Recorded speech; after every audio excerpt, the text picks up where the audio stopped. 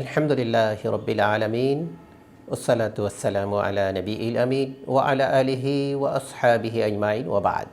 সম্মানিত দিনদার ইমানদার মুসলমান ভাই ও বোনেরা, আমরা আবারও আপনাদের সামনে অত্যন্ত গুরুত্বপূর্ণ একটি বিষয় নিয়ে উপস্থিত হয়েছি। আজকে রাসূল করিম সাল্লাল্লাহু আলাইহি ওয়াসাল্লামের একটি ছোট্ট সুন্নাহ, এই সুন্নাহ নিয়ে বর্তমান আধুনিক যুগের যে বিজ্ঞান, সেই বিজ্ঞান আমাদেরকে এই সুন্নাহ এর ব্যাপারে কী তথ্য দিচ্ছেন, এই সমস্ত বিষয়গুলি নিয়ে আমরা আলোচনা করছি। আল্লাহ রাব্বুল আলামিন কোরআনুল কারীমে বলছেন, ইয়া আইয়ুহাল্লাযীনা আমানু ইযা কুমতুম ইলাস সালাতি ফাগসিলু উজুহাকুম ওয়া আইদিয়াকুম ইলাল মারাফিক ইলা আখির আয়া। আল্লাহ রাব্বুল আলামিন এই আয়াতে কারিমার মধ্যে ইমানদারদেরকে লক্ষ্য করে বললেন যে, হে ইমানদারগণ, তোমরা যখন নামাজে দাঁড়াবে তখন তোমরা উজু করে নেবে, তোমাদের চেহারাগুলি ধৌত করে নেবে, তোমাদের হাতগুলি ধৌত করে নেবে এবং তোমাদের পায়ের টাকনু পর্যন্ত ধৌত করে নেবে এবং মাথা মাসেহ করে নেবে। আল্লাহ রাব্বুল আলামিনের এই কথা, তোমাদের মুখমণ্ডল ধৌত করে নেওয়া, এই মুখমণ্ডল ধৌত করে নেওয়ার ব্যাপারে আমরা জানি এটি ফরজ, কিন্তু এই ওযুর মধ্যে রাসূল করিম সাল্লাল্লাহু আলাইহি ওয়াসাল্লামের একটি সুন্নাহ রয়েছে। আমরা একটা সুন্নাহ নিয়ে আলোচনা করব আজকে, সেটি হলো মানুষের নাকে পানি দেওয়া। রাসূল করিম সাল্লাল্লাহু আলাইহি ওয়াসাল্লাম বলেছেন, তামাদমাদু ওয়াস্তানশাক ওয়াস্তানসির, রাহুল বুখারী। বুখারী শরীফের হাদিসে নবী করিম সাল্লাল্লাহু আলাইহি ওয়াসাল্লাম বললেন যে, তোমরা যখন ওযু করবে তখন কুলি করবে এবং নাকে পানি টেনে নেবে আর নাক এর মধ্যে টেনে নেওয়া পানিগুলি আবার ঝেড়ে ফেলেবে। এই যে নাকে পানি দেওয়ার যে বিষয়টি এসছে, সেই বিষয়টি নিয়ে আমরা একটু আলোচনা করতে চাই। সম্মানিত দর্শক শ্রোতামণ্ডলী, আমরা বেঁচে থাকার জন্য যে শ্বাস গ্রহণ করি, শ্বাস এর মাধ্যমে অক্সিজেন গ্রহণ করতেছি এবং কার্বন ডাই অক্সাইড ছেড়ে দিচ্ছি। এই যে আমরা অক্সিজেন গ্রহণ করতেছি, এই অক্সিজেনের মধ্যে অর্থাৎ এই শ্বাসের মাধ্যমে আমরা বেঁচে থাকি এবং এই শ্বাস বেঁচে থাকার জন্য অত্যাবশ্যকীয়। এই শ্বাস না নিলে আমরা বাঁচতে পারবো না। তো এই বাতাস ভিতরে নেওয়া একটি মাত্র মাধ্যম, শ্বাস গ্রহণ করার একটি মাধ্যম, সেটি হলো আমরা নাকের মাধ্যমে এটি গ্রহণ করি। তো এই নাকের মাধ্যমে যখন আমরা গ্রহণ করি, আল্লাহ রাব্বুল আলামিন তার রাসূল কর্তৃক আমাদেরকে বললেন নাক পরিষ্কার করতে হবে।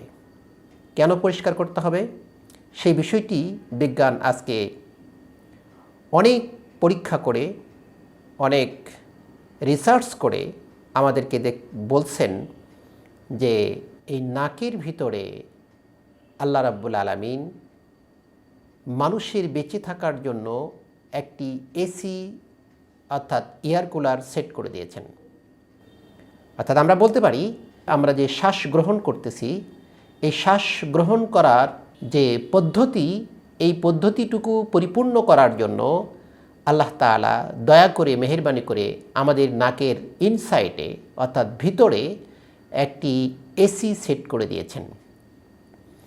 এবং মজার বিষয় হচ্ছে যে এই এসি এর মাধ্যমে ডাক্তার তারেক মাহমুদ তার লেখায় বলছেন যে প্রত্যেক দিন মানুষ 500 ঘনফুট বাতাস গ্রহণ করে এবং সেটি এই এসির মাধ্যমে, আল্লাহ প্রদত্ত যে এসি, নাকে আল্লাহ যে এসিটি সেট করে দিয়েছেন, এটির মাধ্যমে এতগুলি বাতাস তার ফুসফুস এর উপযোগী করে মানুষ ভিতরে গ্রহণ করে। সুবহানাল্লাহি ওয়া বিহামদিহি। আল্লাহ তাআলা আমাদেরকে ছোট্ট একটি যন্ত্র দিলেন, যে যন্ত্রের মাধ্যমে আমাদের সংবেদনশীল যে ফুসফুস, সেই ফুসফুসে যেন অনেক গরম বাতাস প্রবেশ না করে, আবার শীত প্রধান অঞ্চলের যে সমস্ত মানুষ বসবাস করেন, সেই অঞ্চলের এই প্রচণ্ড ঠান্ডা এবং প্রচণ্ড শীত, এই বাতাসটিও -ডিগ্রি নিচে চলে যায়, এমত অবস্থায় এই বাতাসগুলিও ঠান্ডা থাকে। এই ঠান্ডা বাতাসটিও মানুষের ফুসফুসের জন্য উপযোগী নয়। আবার ঠিক প্রচণ্ড গরম এলাকায় মরুভূমি রাষ্ট্রগুলিতে যে প্রচণ্ড লু হাওয়া বয়ে, যে গরম বাতাস বয়, সেই বাতাসগুলিও ফুসফুসের জন্য উপযোগী নয়। তাহলে আল্লাহ তাআলা ঠিক এজন্যই মানুষকে বেঁচে থাকার জন্য, তার ফুসফুসটাকে ঠিক রাখার জন্য, যাতে করে এইটি সংবেদনশীল যে একটি পার্টস, একটি যন্ত্র, এটি নষ্ট না হয়ে যায়, এজন্য মানুষের নাকের ভিতরে একটি এসি, একটি ছোট্ট যন্ত্র সেট করে দিয়েছেন, যার মাধ্যমে ঠান্ডা বাতাসগুলিকে গরম এবং গরম বাতাসগুলিকে ঠান্ডা, অর্থাৎ ফুসফুসের উপযোগী করে অক্সিজেনটাকে গ্রহণ করতে পারে, বাতাসটাকে গ্রহণ করতে পারে, এমন ব্যবস্থা করে দিয়েছেন। সুবহানাল্লাহি ওয়া বিহামদিহি। সম্মানিত উপস্থিতি, আর এজন্যই রাসূল করিম সাল্লাল্লাহু আলাইহি সাল্লাম বলেছেন, তোমাদের এই ভিতরের যন্ত্রগুলিকে ঠিক রাখার জন্য দিনে কয়েকবার করে নাকে পানি দিয়ে নাকটাকে পরিষ্কার করতে হবে, যাতে করে তোমাদের যন্ত্রগুলি ঠিক থাকে, তোমরা বেঁচে থাকতে পারো, তোমরা সুস্থ থাকতে পারো। আল্লাহ প্রদত্ত যে নিয়ামত, আল্লাহ প্রদত্ত যে যন্ত্রগুলি, এগুলি যেন ঠিকঠাক মতো কাজ করে, সেজন্যই এই ব্যবস্থা করে দিয়েছেন। যে সুন্নাহ আল্লাহ রাসূল সাল্লাল্লাহু আলাইহি সাল্লাম আমাদেরকে ওযুর মাধ্যমে শিক্ষা দিয়েছেন, ছোট্ট একটি সুন্নাহ। সম্মানিত দর্শক শ্রোতা মণ্ডলী, আমাদের দেশের এসিগুলি অনেক বড় বড় হয়। আল্লাহ যদি এমনটি করতেন যে এমন বড় একটা এসির বক্স আপনার নাকে লাগাই দিতেন, আমরা কি করতাম ভাই? রীতিমতো হাসির খোরাক আপনাদেরকে দিচ্ছি না।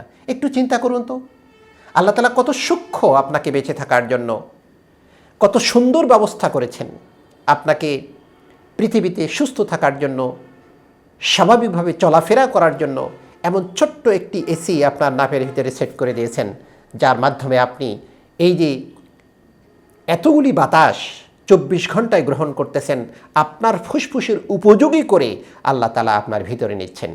আর এগুলি নেওয়ার মাধ্যমে আপনার ভিতরে যে কার্বন ডাই অক্সাইডগুলি, দূষিত বাতাসগুলি, এগুলি আপনাকে বের করে দেওয়ার প্রয়োজন, সেগুলিকে বের করে দিচ্ছেন। সুবহানাল্লাহি ওয়া বিহামদিহি।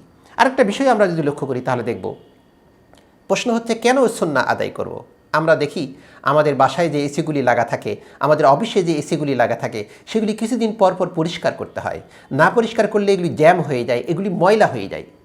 সুবহানাল্লাহি ওয়া বিহামদিহি। আল্লাহ রাসূল সাল্লাল্লাহু আলাইহি সাল্লাম এজন্য বললেন, দিনে 5 বার করে তোমার নাকের ভিতরে ওযু করার সময় পানিগুলি টেনে নাও, আর ওয়াস্তানসির, এরপরে একটু নাকের গোড়ায় চাপ দিয়ে হালকা করে সেই ময়লাগুলি আবার বের করে দাও। সুবহানাল্লাহি ওয়া বিহামদিহি। আল্লাহ রাসূল সাল্লাল্লাহু আলাইহি সাল্লাম এই ছোট্ট সুন্নাহ এর মাধ্যমে আমাদের ওই যন্ত্রটাকে সুন্দর করে পরিষ্কার করার ব্যবস্থা করে দিয়েছেন, যাতে করে আমরা সুস্থ থাকি, যাতে করে আমরা সবল থাকি, যাতে করে আমাদের চলাফেরা, আমাদের মুভমেন্টগুলি স্বাভাবিক থাকে। এই তথ্য আজকে বিজ্ঞান আমাদেরকে দিচ্ছেন, কিন্তু রাসূল করিম সাল্লাল্লাহু আলাইহি সাল্লাম অনেক আগেই এই সুন্নাহ আমাদেরকে, বুখারী শরীফের হাদিস থেকে আমরা যেটি পাই, আল্লাহ রাসূল সাল্লাল্লাহু আলাইহি সাল্লাম আমাদেরকে বলে দিয়ে গেছেন। অতএব আসুন সম্মানিত দর্শক শ্রোতা মণ্ডলী, আমরা আল্লাহ রাসূলের এই সুন্নাহ পালনের মাধ্যমে আমাদের নিজেদেরকে সুস্থ রাখি, স্বাভাবিক রাখি, আমরা ভালো থাকি, অপরকে ভালো থাকার ব্যবস্থা করে দেই। এই তৌফিক আল্লাহ তাআলা আমাদেরকে দান করুন। সম্মানিত শ্রোতা মণ্ডলী, এর পরবর্তী পর্বে আমরা এই নাক নিয়ে আরও যে সুন্নাহ কিছু রয়েছে, তার যৌক্তিকতা নিয়ে আপনাদের কাছে হাজির হব। ততদিন পর্যন্ত আমাদেরকে আল্লাহ সকলকে সুস্থ রাখুক। আসসালামু আলাইকুম ওয়া রাহমাতুল্লাহ।